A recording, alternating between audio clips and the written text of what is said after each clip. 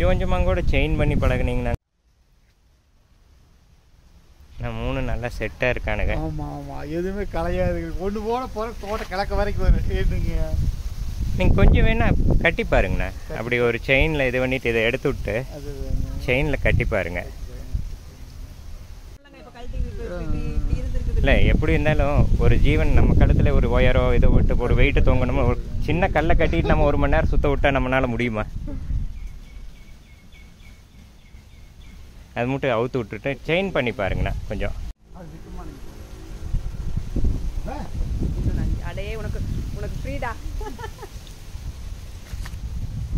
சிக்காது அது. அப்படி போய் வா வா வர